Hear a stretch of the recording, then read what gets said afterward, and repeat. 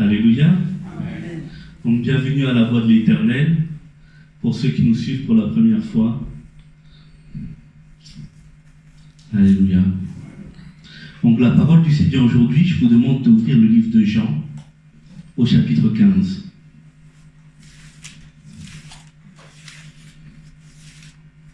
Moi, je suis le vrai cep, et mon Père est le vigneron.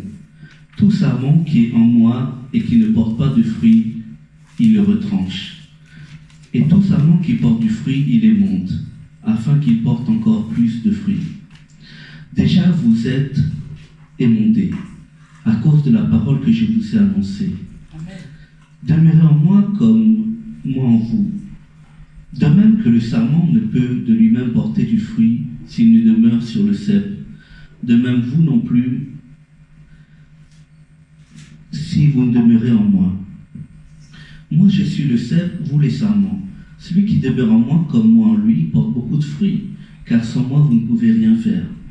Si quelqu'un ne demeure pas en moi, il est jeté dehors comme le sarment, et il sèche. Puis l'on ramasse les sarments et on le jette au feu et il brûle. Si vous demeurez en moi et que mes paroles demeurent en vous, demandez tout ce que vous voudrez et cela vous sera accordé. Mon Père est glorifié en ceci, que vous portiez beaucoup de fruits et vous serez mes disciples. Comme le Père m'a aimé, moi aussi je vous ai aimé. Demeurez dans mon amour. Si vous gardez mes commandements, vous demeurez dans mon amour, comme j'ai gardé le commandement de mon Père et que je demeure dans son amour. Je vous ai parlé ainsi, afin que ma joie soit en vous et que votre joie soit complète. Amen. Voici mon commandement, aimez-vous les uns les autres comme je vous ai aimé. Il n'y a pour personne de plus grand amour que de donner sa vie pour ses amis. Vous êtes mes amis si vous faites ce que je vous commande. Je ne vous appelle plus serviteur, parce que le serviteur ne sait pas ce que fait son maître.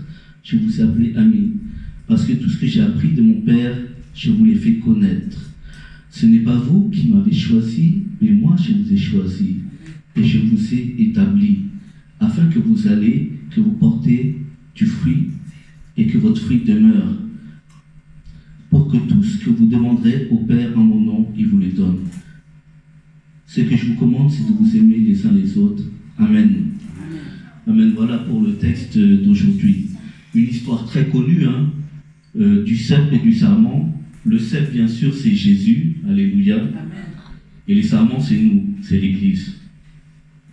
Donc c'est vraiment ça que je voulais vous partager ce matin, ce que l'Esprit me dit de partager. C'est que sans le Christ, on ne peut rien faire. Puisque c'est lui le cep. Et le cep, vous savez, c'est un gros arbre, c'est un gros tronc qui a plusieurs petites branches qui sont appelées des sarments. Mais dès que le sarment ne se connecte plus au cep, il ne peut rien faire, il sèche. Vous voyez l'arbre. Et le Christ, c'est ce qui représente le cep et c'est ce qui est le plus important pour nous. Parce que si on n'a pas le Christ, on ne peut rien faire. Parce que vous savez, c'est dans le Christ que se trouve toute chose. Si tu veux le mariage, par exemple, va voir Jésus-Christ. Si tu veux une voiture, va voir le Christ. Si tu veux un emploi, va voir le Christ. Parce que tout se trouve en fait dans le Seigneur, dans sa parole, dans le Christ. À chaque fois que tu as un besoin, va voir auprès du Maître. Essaye même pas de faire par toi-même. Parce que nous, les êtres humains, on aime beaucoup faire les choses par notre propre force, par nous-mêmes. Et souvent, en fait, on échoue souvent, en fait. La première chose qu'on fait, c'est toujours de faire des trucs par nous-mêmes, moi le premier, et ça rate. Parce que pourquoi je fais les trucs avec mon intelligence? Tu essaies de faire les trucs avec ta capacité, tu essaies de faire les trucs avec tes diplômes et avec tes relations. Mais souvent, des fois, ça ne marche pas. Et c'est là que, comme tu as vu que ça n'a pas marché, tu te mets à genoux et tu vas voir le Christ maintenant, que tu t'en remets à Dieu. Et souvent, c'est ce qu'on fait, on va tout le temps, en fait, en deuxième chez Dieu. En premier, on va chez nous, et en deuxième, on va chez Dieu. C'est quand on a tout raté, ça y est, Seigneur, moi j'ai tout fait de ma force, j'ai essayé d'acheter une maison, j'ai essayé d'acheter une voiture, j'ai essayé d'étudier, j'ai essayé d'avoir mon master, de faire plein de choses de moi-même, Et j'ai vu ça n'a pas marché. Et maintenant, c'est maintenant que je vais compter sur toi. Et c'est ce que beaucoup d'êtres humains font, ce que tous les hommes et les femmes font. Alors que lui, le Seigneur, ce qu'il voudrait, c'est d'abord qu'on regarde à lui et qu'on vienne d'abord se présenter à lui, demander d'abord ses conseils à lui. Parce que le fait que tu ailles voir le Christ, en fait, il va te conseiller, il va te donner de la sagesse pour tes affaires même. Que toi, tu n'as pas, en fait, et que tes relations n'ont pas. Et j'ai compris, en fait, dans ma vie, déjà depuis très jeune, depuis tout petit, que le plus important, c'était toujours de me confier dans le Seigneur, d'être dans le Christ, et que sans lui, je ne pouvais rien faire. Je me suis rendu compte que c'est même le Seigneur qui me donnait l'intelligence. Parce que vous savez, souvent, quand on est jeune et qu'on est à l'école, par exemple en primaire, au collège, tout ça, on a des mauvaises notes. Ben, moi, c'était mon cas. Vous me voyez comme ça, mais j'étais très nul à l'école. Vous voyez? Alléluia. J'ai même redoublé 2 fois. 2 fois la même classe. La 4e. Et je ne sais pas ce qui s'est passé cette année-là. J'ai arrêté et puis j'ai commencé à prier. J'étais déjà très jeune pour que Dieu me donne de l'intelligence. Par exemple en anglais, parce que j'étais le plus nul de la classe. Et je ne sais pas ce qui s'est passé cette année. Il y a eu un voyage en Angleterre qu'on avait prévu. Et là, vraiment, j'ai senti, même déjà très jeune, quelque chose s'est passé dans mon esprit. Que vraiment le Seigneur avait apporté quelque chose, que j'étais devenu intelligent. Et je commençais à croire moi-même que j'étais intelligent et que j'étais pas bête en fait. J'ai commencé à le croire de moi-même par l'Esprit du Christ en lisant la parole et en priant. Parce que tout le monde te disait, t'es nul, t'es un loser, t'es bête, t'as des mauvaises notes, tu sais pas parler l'anglais, regarde, t'as redoublé 2 ou 3 fois. Et cette époque-là, tout le monde se moquait de moi parce que j'étais plus vieux de la classe. J'avais redoublé 2 ou 3 fois la même classe. Vous voyez? Et qu'est-ce qui s'est passé? Je ne sais pas, il y a eu un retournement en un instant et je suis devenu le premier de ma classe.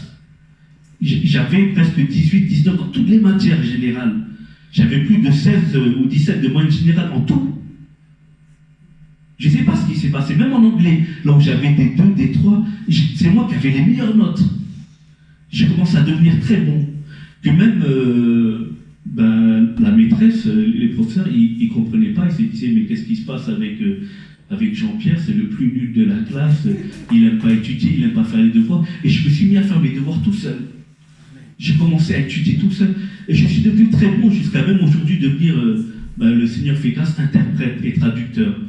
Et vraiment, j'étais étonné.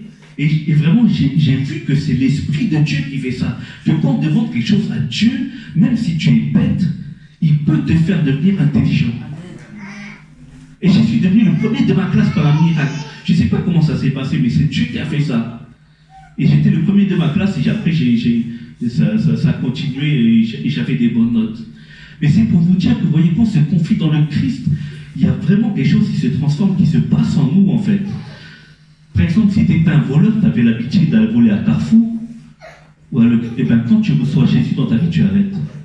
Je t'assure, mon bien-aimé, si tu reçois Jésus vraiment dans ta vie, et que tu volais à Carrefour ou à Leclerc, tu arrêtes. Je te dis la vérité. Moi, je ne connais personne qui a reçu le Christ et qui n'a pas été changé. Moi-même, le premier, j'ai été changé parce que moi-même, j'étais le premier voleur à Leclerc et à Carrefour quand j'étais petit.